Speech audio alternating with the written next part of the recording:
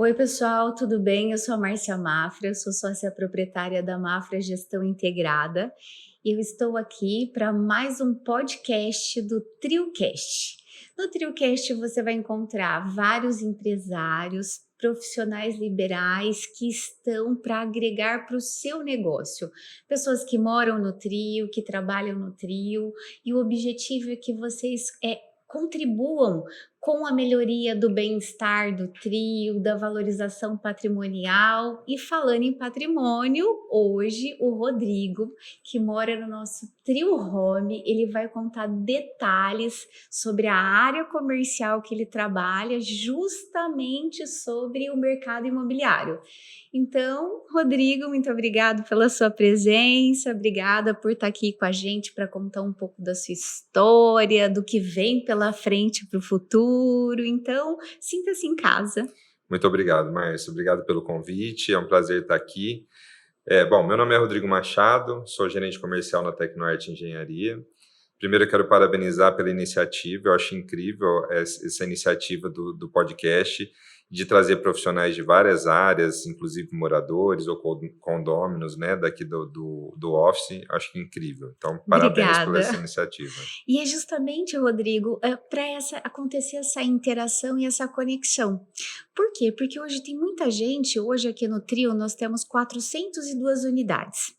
Então, é uma grande população aqui dentro do Trio e normalmente as pessoas não se conhecem, né? Não se interagem.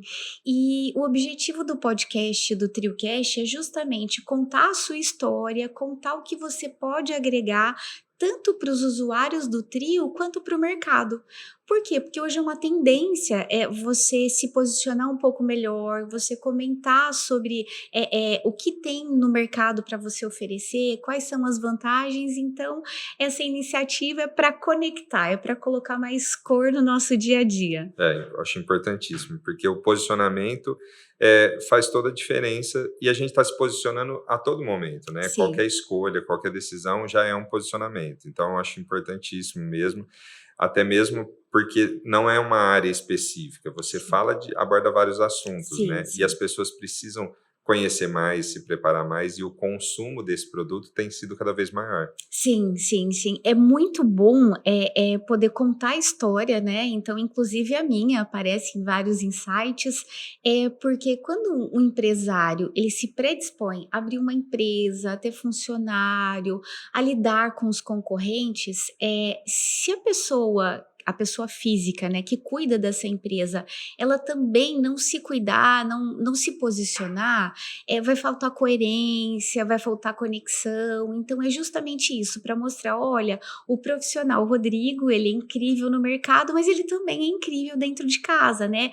Para contar um pouquinho da sua história. Então, o podcast é mais leve, é para todo mundo, né? Então, não importa se a pessoa é do mercado imobiliário, se ele é empresário, se ele é gestor, se ele é uma faxineira do próprio empreendimento. É muito importante que as pessoas se conectem e se conheçam. Então, tá aí o motivo pelo podcast. Bacana, bacana. Você falou isso, me remeteu algumas coisas de lá de trás. Há muitos anos atrás, né, quando muitos anos, vamos dizer assim, eu ouvi uma pessoa dizer que não existe um bom profissional se ele não é um bom ser humano. Sim. Então, a gente precisa se preocupar como nós somos no dia a dia, para aí sim a gente externalizar isso no trabalho.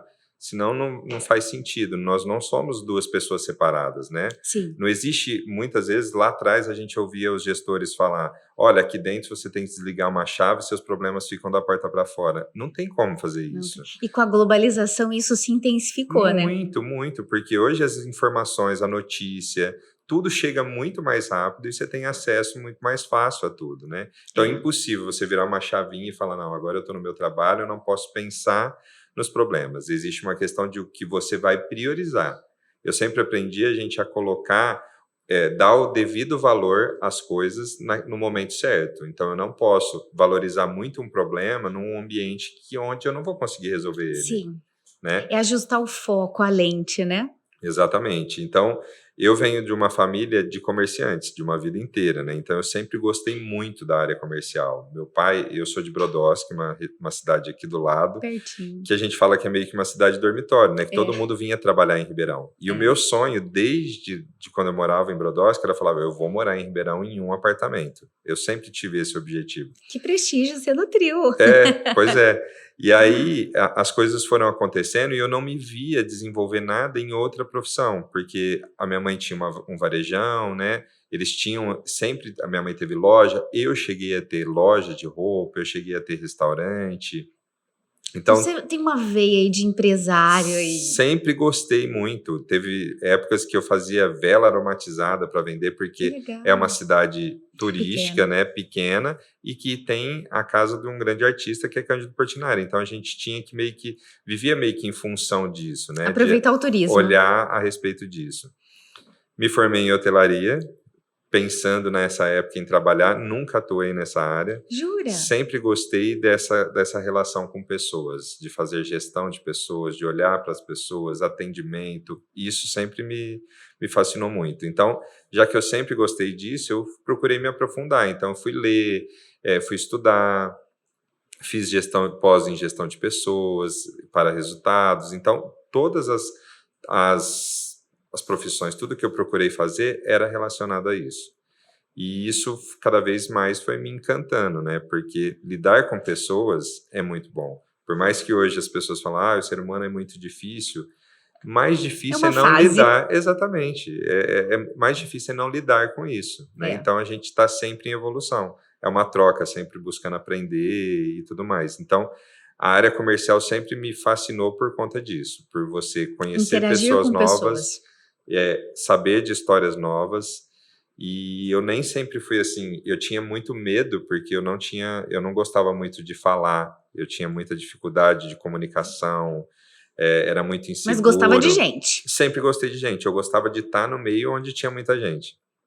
Mas eu tive que ir quebrando algumas barreiras, porque chegou um determinado ponto da minha vida que eu percebi que eu tinha que sair da plateia, subir no palco e tomar eh, o protagonismo da minha vida, né. E aí essa hora chegou quando eu vim para Ribeirão, eu busquei algumas alternativas, fiz curso de oratória, fui buscando algumas alternativas, Estratégias. estratégias para me trazer até onde eu estou hoje, né, que é na Tecnoarte, que é um prazer enorme trabalhar lá. Nossa, olha que legal, você está falando um pouco sobre estratégia, né? Então, para você que está nos ouvindo, nos acompanhando, observe claramente as falas do Rodrigo anterior. Por quê? Se eu me preparo, né, com ferramentas, com estratégias, é possível diminuir a nossa incompetência por alguns itens, né? Por algumas tarefas, por algumas atividades. E foi legal que você comentou que você teve uma trajetória de inspiração, mas com muito medo, Sim. com dificuldade de fazer essa migração. E teve um momento chave, Rodrigo, que você falou assim: olha, esse momento eu virei a chave e decidi buscar ferramentas e estratégias para ser o que eu sou hoje. Teve um momento importantíssimo e dolorido, na verdade, que foi a perda do meu pai, né, quando eu me deparei, né, com meu pai morreu de uma morte muito rápida, assim, foi de repente, a gente não estava esperando, né, não estava doente, nada disso. E quando eu me deparei sem o meu pai ali, foi onde me deu um start e eu falo: "Eu preciso buscar algumas outras Ser alternativas". Protagonista da protagonista. minha história. Porque até então estava meio cômodo para mim, né, apesar de, eu já estar com 30 anos quando meu pai me faleceu, ainda estava um pouco cômodo tudo, porque o meu pai tomava a frente de tudo, resolvia tudo, o que eu precisava: filho, precisa de alguma coisa, tá ali". Então era mais cômodo isso. E aí eu ia meio que me escondendo atrás disso tudo. E quando houve essa perda, eu rompi uma barreira, eu falei: "Agora eu tenho que buscar". Olha só, então tem 2 fatores, né, ou a nossa mudança ela acontece, de forma estratégica, né, se planejando para que isso aconteça, ou de uma forma brusca, como aconteceu com você, né? Então, as pessoas precisam entender que a mudança ela é necessária, nós viemos para esse planeta para evoluir, porém, não precisa ser uma situação brusca como Sim, aconteceu a sua, para fazer essa virada, né? E é importante que as pessoas elas reflitam a respeito disso. O meu momento de virada eu não tenho histórico familiar de empresários na família, né? A maioria da minha família trabalhou numa usina e, por coincidência, a maioria das pessoas na mesma usina, né? E eu glorifico muito eles por terem dado toda essa base para mim, só que empresarialmente eu não tive referência. Só que eu trabalhei numa instituição chamada Senac. E no Senac eu tive que aprender de A a Z, Rodrigo, juro. E às vezes eu chegava em casa, às vezes chorando, nossa, eu tive que preparar uma aula de logística. Eu tive que preparar uma aula de administração, uma aula de finanças, uma aula de RH, uma aula de empreendedorismo, de marketing. E meu marido falava, nossa, mas você tem que andar em todas as áreas da administração, né? Deve ser cansativo. E no momento eu não entendia, mas realmente era muito cansativo, porque eram várias turmas, com vários cenários, e às vezes a gente não presta atenção no que o universo está mostrando pra sim, gente, né?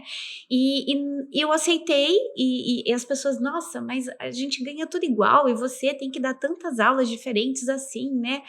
E no primeiro momento eu falo: olha, eu acredito muito em Deus, que Ele sabe o momento certo da gente fazer toda a transformação, né? Então eu absorvi muito conhecimento, mesmo vindo de banco, né? Que eu já era gerente do Santander, mas me chamou muita atenção essa fase do Senac, que eu tive que ter muita humildade para aguentar firme tantas mudanças ao mesmo tempo, estudando várias aulas. E quando a Lívia nasceu, eu estava trabalhando no Senac e também tinha empresa de síndico profissional que eu cuidava só daqui, Rodrigo, só do trio. Eu comecei a trabalhar como síndica profissional para não perder dinheiro no trio. olha Essa foi só. a verdade. Não era porque eu tinha desejo de ser empresária, não tinha desejo de ser síndica profissional, mas eu comecei porque foi muito tumultuado o início da operação no trio e eu me senti no dever, sabendo, tendo mestrado, tendo pós-graduação, MBA, eu me senti na obrigação de contribuir com o meu Sim, conhecimento, né? E quando a Lívia chegou, aí já foi minha dor, porque aí tinha a Lívia dependendo de mim, vários funcionários do trio dependendo de mim, meu marido, né, numa operação que eu também tinha que sanar, e aí alguns concorrentes, né, e aí sabe quando você acaba pirando? Então eu fui buscar ajuda para entender o que era ser empresária, empresária de verdade, e aí eu venho de uma cultura que precisava trabalhar muito para ter sucesso. Sabe, aquela história tipo sim, manhã, tarde, noite, feriado, final de semana. E eu tive a minha irmã que ela teve um varejão e eu via que ela trabalhava demais, horrores. E eu falava assim: nossa, será que eu vou ter que ser empresária manhã, tarde, noite, final de semana, feriado? Meu Deus, né? Será que eu não posso descansar? E, e isso foi colocado na minha mente que isso era necessário para ter sucesso. Só que quando a Lívia chegou, eu falei: puxa, eu quero ser uma boa mãe, né? Eu sonhei tanto em ser mãe, estar por mais que não? presente, né? Isso, estar mais presente, ter um tempo de qualidade com ela. E essa virada foi muito importante para mim. Eu também não fui migrando devagarzinho, entendeu? Aí eu falei: não, se eu tenho que ser empresária, então eu vou largar o Senac. Aí eu pedi demissão do Senac.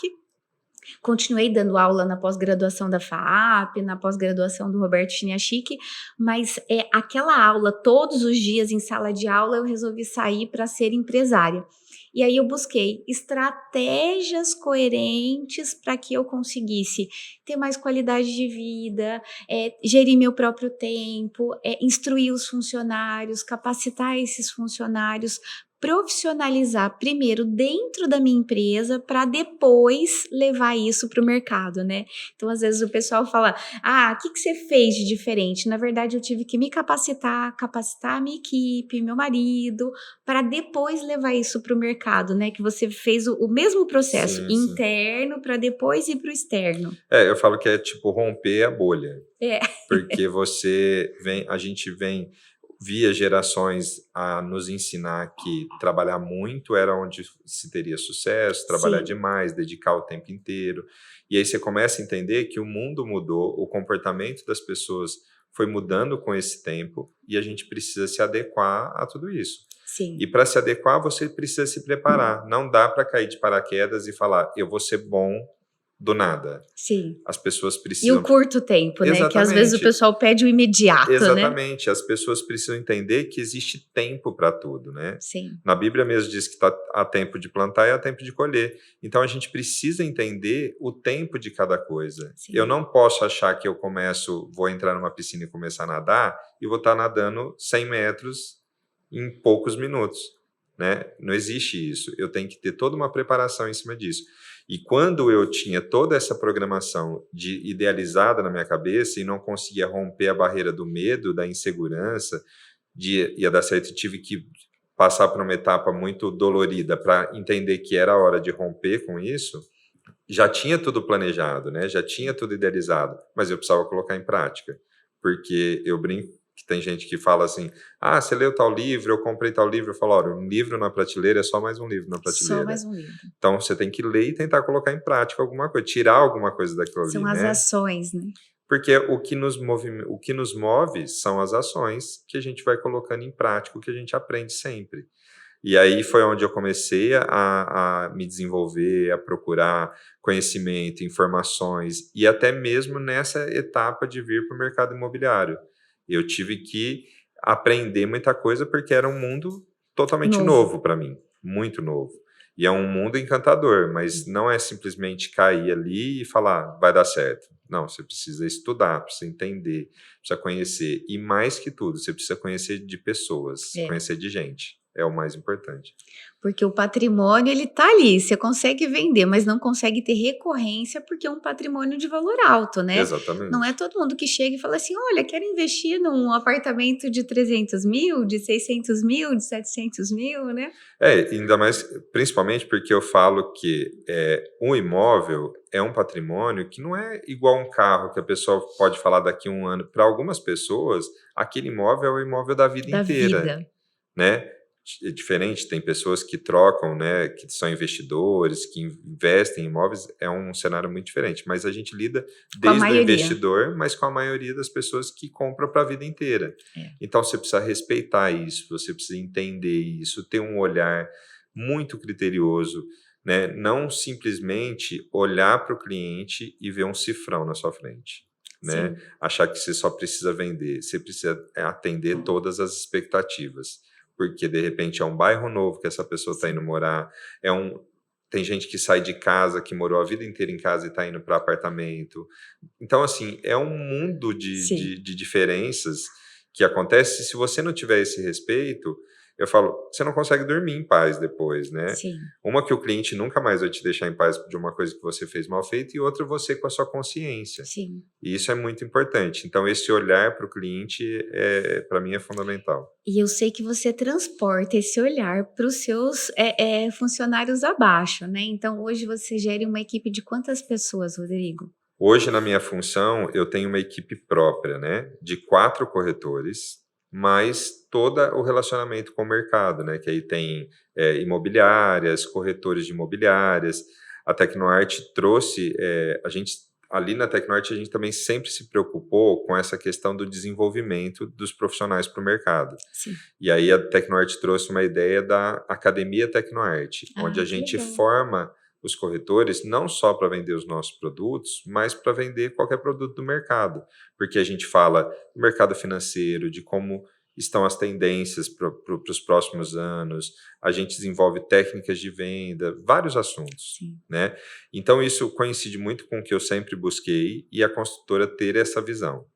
Então, como você disse, Valores, né. os valores que a gente tem, eu tento transmitir para a minha equipe e para os corretores dos quais eu tenho um maior relacionamento e convívio, é justamente isso, do olhar pessoal, né, do olhar para a pessoa, de tentar entender o máximo ali do que aquele cliente precisa, não simplesmente vender.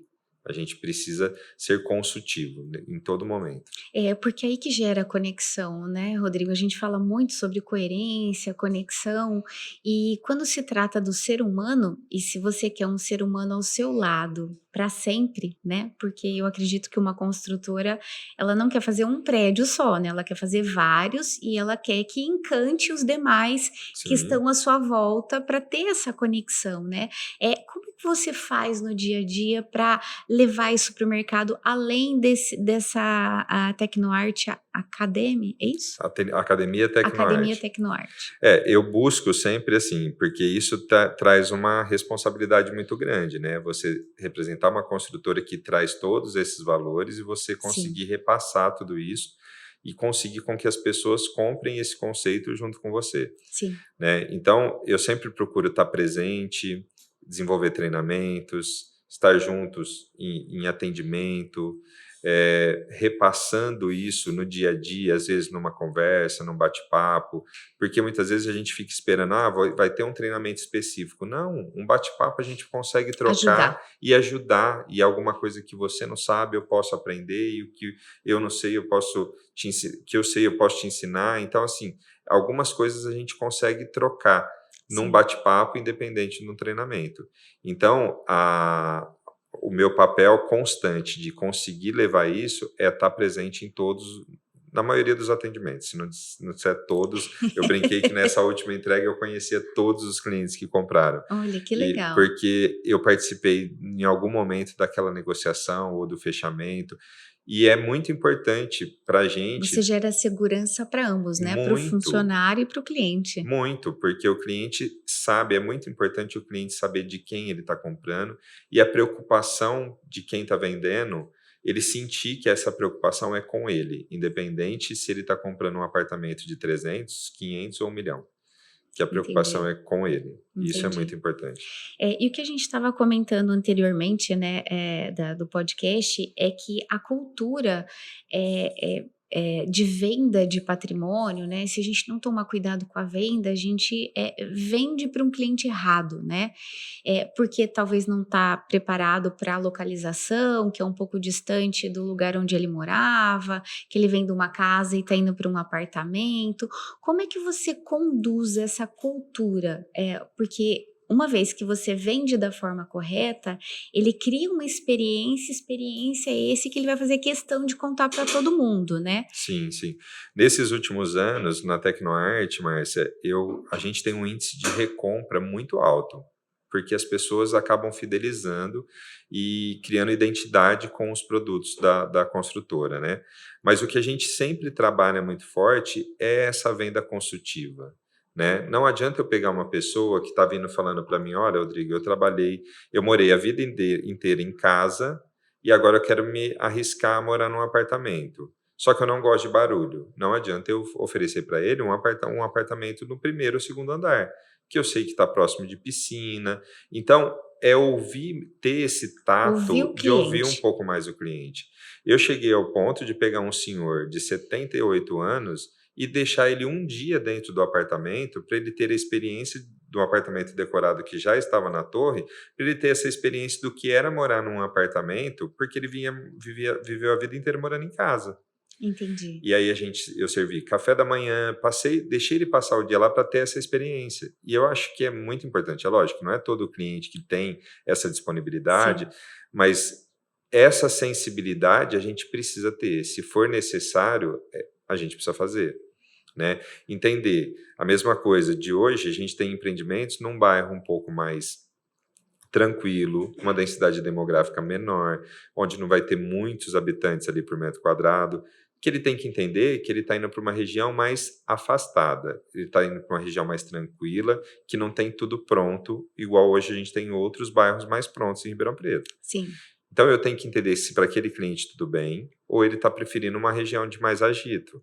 Porque não ah, adianta eu esperar também pegar esse cliente que quer essa tranquilidade e pôr ele numa região totalmente pronta, que ele vai ouvir carro passar o tempo inteiro e vai se e incomodar. vai se incomodar com isso, né? Então, esse processo consultivo que você tem que fazer com o cliente de entender a necessidade dele para depois trazer ele para o empreendimento. Então a sua estratégia, é vinculada a entender a percepção desse cliente para que ele tenha essa melhor experiência Sim, no pós-venda. sim, com certeza. E hoje, junto com isso, a construtora, eu me refiro bem à Tecnoarte, porque é ali que eu vivencio todas essas experiências, Sim, tem se estruturado cada vez mais em entender esse cliente até no projeto anterior ao lançamento. Quando se vai idealizar um projeto, a gente entende como que é, quem que vai morar nessa região, quem que vai optar, quem gostaria de estar nesse ambiente, o que que é interessante ter para esse cliente ou não, qual que é a faixa etária que vai buscar esse perfil. Então, assim, as construtoras precisam começar a se atualizar com isso, né? As pessoas elas verdade. estão ficando cada vez mais exigentes, né? E para a gente conseguir atender essa demanda, a gente precisa estudar um pouco antes. Não é só naquele momento consultivo ali da venda Da do venda. produto específico, mas antes, quando você vai idealizar um projeto. Quando você fala de novos negócios, o que que você está enxergando em Ribeirão e região? Quando a gente fala em novos negócios, não tem como não falar em tecnologia, né? Então, a tecnologia tomou conta da nossa vida, né? Não tem como.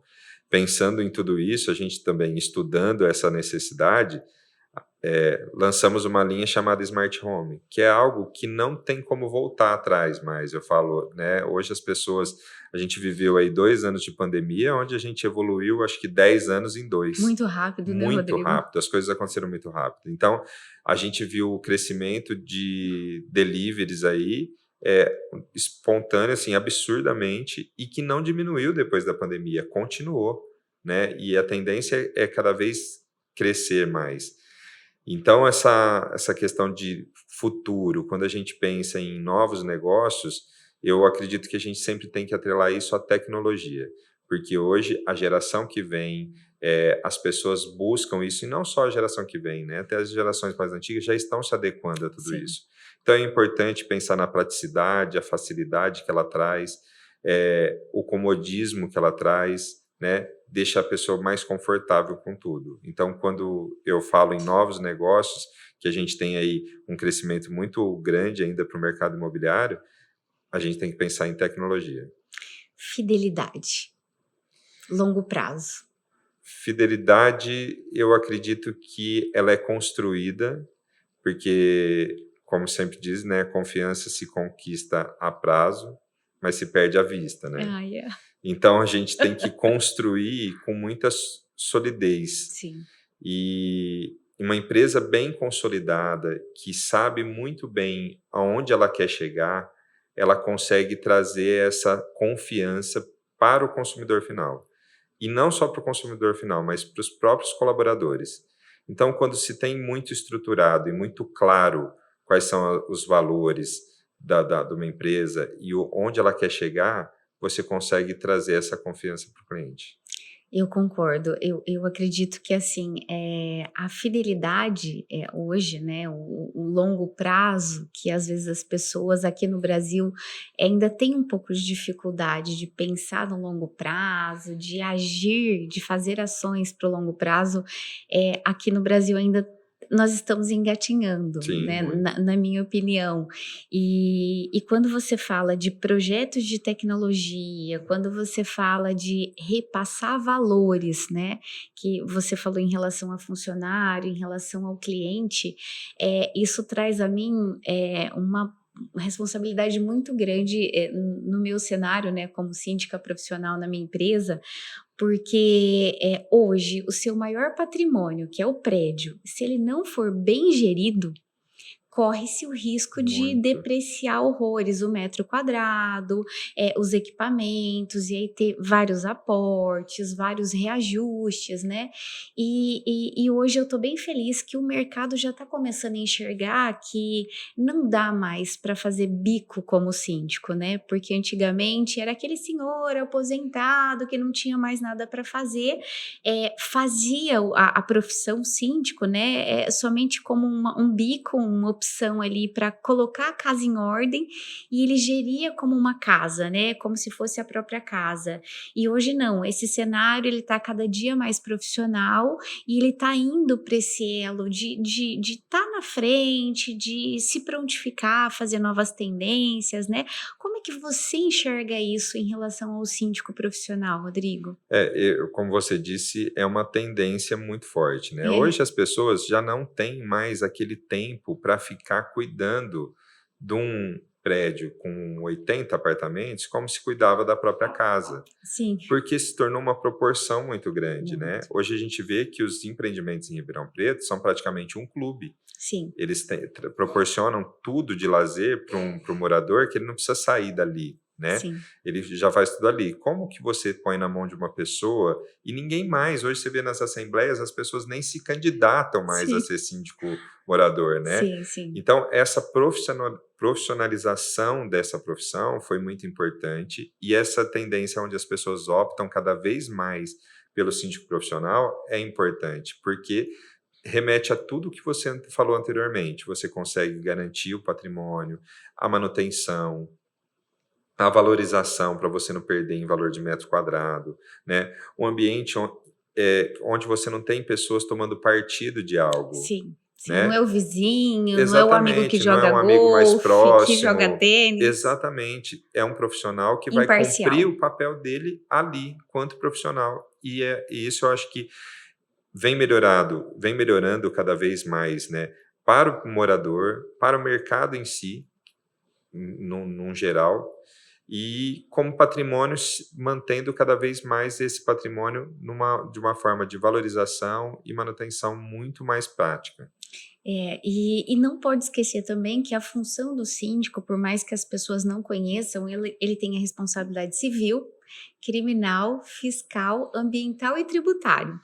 Então é muita responsabilidade que é equivalente ao presidente da república, olha só, né, o nível de risco, né, é altíssimo e não dá para você, deixar na mão de qualquer pessoa sem ter essa profissionalização. Não, antes era muito mais simples, porque não se tinha essa noção. É, Eu acho que não tinha essa noção do grau de responsabilidade que um síndico tem que ter. sim. Então, a profissionalização é importante e sempre trazer para essa área, é importante discutir isso para as pessoas entenderem que muitas vezes você ouve conversa, fala assim, mas o síndico não faz nada. É.